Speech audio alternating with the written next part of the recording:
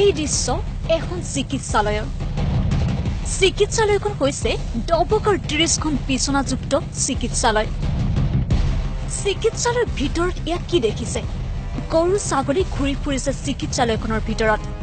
ডবকাৰ চিকিৎসালয়ত এই দৃশ্য এতিয়া তেনেই সুলভ।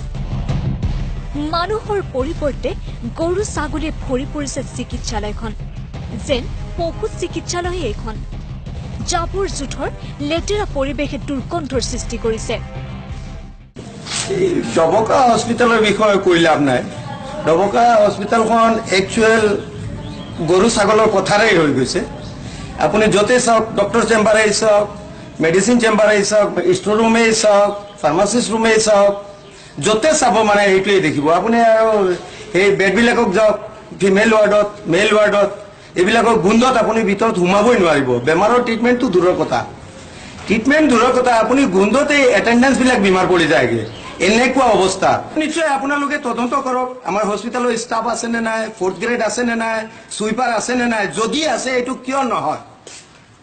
এইখন কি ডবকাখন? কি ডবকাৰ মানুহবিলাক মানুহ নহয় নেকি? বৃহত্তৰ ডবকা অঞ্চলৰ ৰাজ্যৰ বাবে বিশেষ গুৰুত্বপূৰ্ণ এই চিকিৎসালয়খনৰ প্ৰতি মনোযোগ দিবনে ঊৰ্ধ্বতন কৰ্তৃপক্ষই?